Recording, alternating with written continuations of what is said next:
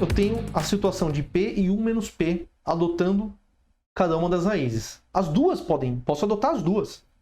Posso adotar ou a positiva ou a negativa, tanto faz, tá? Mas eu vou adotar a positiva. Por quê?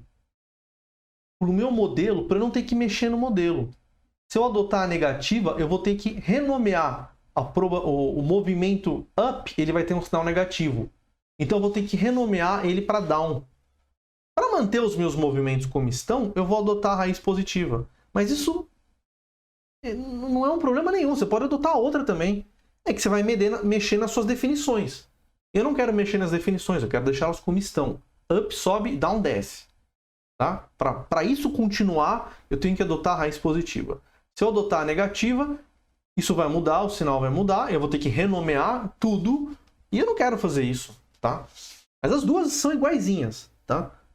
Não muda, as coisas não mudam, tá? Só tem que renomear novamente. Eu não quero ter esse trabalho, então eu vou adotar a primeira raiz. Detalhe que a literatura nunca comenta porque que eles adotam a primeira raiz, simplesmente descarta a segunda, tá? Dizendo que não é boa. Ok, por que não é boa? É boa igual, tá? Pode adotar qualquer uma, eu vou adotar a primeira para não perder meu tempo aqui. Desta forma, então, eu tenho as minhas duas equações, tá? Eu tenho o valor de P. Eu posso, então, começar a querer ver que informação eu tiro do meu sistema de equações. Então, vamos substituir P na primeira equação. Eu sei o valor de P. Efetuando a álgebra, eu acabei de isolar o retorno, o movimento do upside. Quando eu isolo o retorno do upside, naturalmente eu já tenho o retorno do downside, porque é o valor menos. Se eu tivesse adotado a outra probabilidade, a outra raiz, eu ia ter no logaritmo o valor menos para upside e mais para downside. Eu ia ter que renomear. Só isso, tá?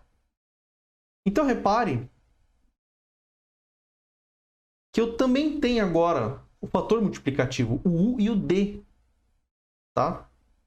É o fator que eu uso de fato para fazer as contas, é o U e D. Eu extraí agora de uma exponencial. Ah, que bonito! Eu também posso simplificar ainda mais isso aqui. Para um ΔT pequeno, esse U se transforma dessa forma. Por quê? Um número pequeno ao quadrado é um número menor ainda. Mi, o retorno médio, é um número pequeno. É próximo de zero. O retorno médio de uma ação é próximo de zero. Ele ao quadrado é muito pequeno. Ele vezes um ΔT ao quadrado é desprezível. Então, eu posso adotar essa aproximação. Faço o mesmo para down. E posso ir mais. Eu posso usar a série de potência, a série da exponencial, e adotar este valor. Lembra a série da exponencial? É 1 mais x. Então, o meu U virou uma conta de mais, que vai me ajudar muito no modelo, simplifica as contas e não perde nenhuma definição, porque esse ΔT ele é muito pequenininho. Tá? Quanto menor, melhor. A gente pode simplificar também esse P. Aqui eu usei uma distribuição binomial para fazer as contas. Faça esse procedimento. Eu tenho a série da distribuição binomial e eu vou pegar só os termos de ordem 1. Repare que no penúltimo passo aqui, eu vou ter um raiz de ΔT vezes 1 e um raiz de ΔT vezes ΔT. Me dá um raiz de ΔT elevado a 3 meios. Eu estou ignorando potências acima de 1. Então a 3 meios, que é 1.5, eu também vou ignorar. Porque é muito pequeno. Faça isso no Excel. Pega um número pequenininho, extrai a raiz quadrada, eleva ao quadrado, eleva ao cubo, vê que ele vai desaparecendo. Eleva a 1,5, ele desaparece. Não é mais importante. Até a primeira potência é importante. Então a raiz quadrada é importante. Ou números menores ainda. Tá? Uma raiz que é um número elevado a 1/3. Qualquer número menor que 1 é importante.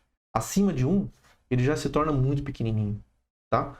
Então, eu estou fazendo um modelo de aproximação ordem 1. O1.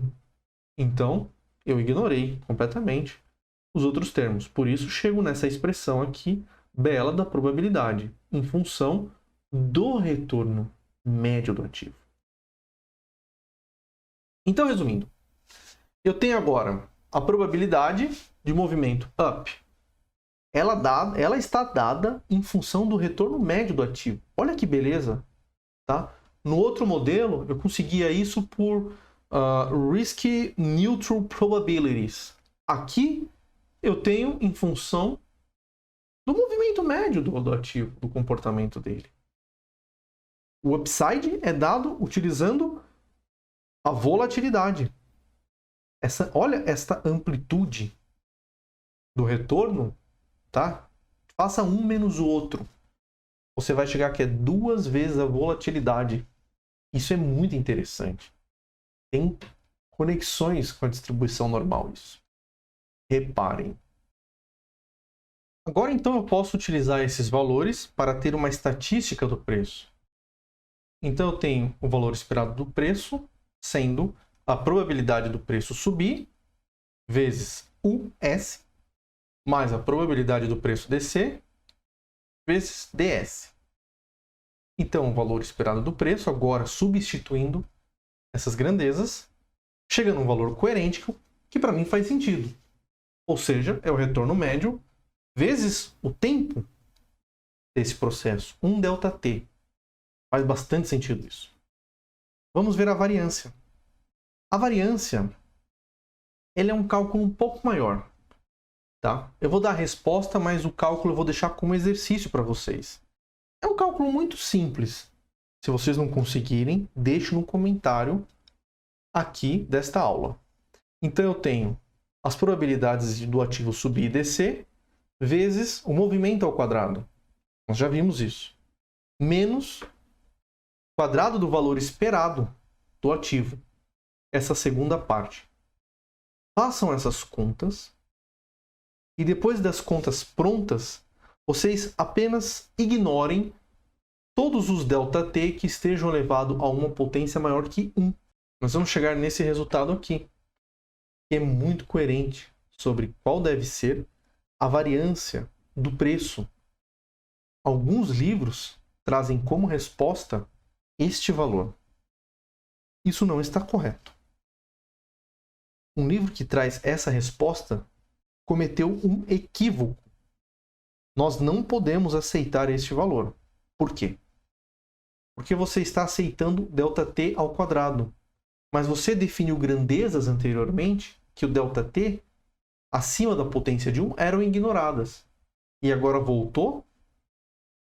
Isso é como você realizar uma medida com uma régua. Uma casa de precisão. Você fez a sua medida, você dá uma casa de precisão. Por exemplo, milímetro. Você não tem mais precisão. Sua precisão é 1 milímetro na sua régua. Aí você fez duas medidas e você dividiu uma pela outra. E você chegou numa dízima. Você chegou... Esse erro é equivalente a você, por exemplo, fazer uma medida com uma casa decimal de precisão. Faça outra medida também com uma casa decimal de precisão. Aí você divide uma pela outra e a sua resposta dá 6 casas decimais. Está errado. Você só pode utilizar da sua resposta uma casa decimal. As outras não te diz nada a respeito. Então é este erro que é cometido quando os livros, a literatura, adota a segunda resposta. Tá? Não fiquem com essa resposta, fiquem com a minha. Resumindo então, o meu processo tem um valor esperado para o preço do ativo e uma variância para o preço do ativo. Veja que eu também posso agora pegar o meu modelo binomial e utilizar como U essa estimativa do modelo de Cox, como D a estimativa do modelo de Cox. Posso usar até a probabilidade do modelo de Cox. Isso é muito interessante. Eu conecto os dois modelos e nós vamos fazer isso em Excel. Porque embora possa parecer que o modelo binomial é inferior ao modelo de Cox, porém quando você trabalha dessa maneira híbrida, você vê que ele é superior ao modelo de Cox nos cálculos. Você não precisa fazer nenhuma linha de programação. É tudo conta em tabela. Simples, bonita, limpinha. Dá para utilizar, sim, o modelo binomial. Ele vai ter um problema de precisão se o seu Se a sua estimativa for muito longa, aí ele fica com problemas, tá? Porque o Excel tem uma precisão nos cálculos. Aí sim tem que usar a VBA. Mas o dia a dia não vai ser um problema nenhum utilizar o modelo binomial. Bom, com esta bagagem, nós estamos preparados para utilizar, sem dúvida alguma, agora o processo para calcular o valor da opção. E isso vai ser feito de uma maneira muito rápida na próxima aula. Nos vemos na próxima aula.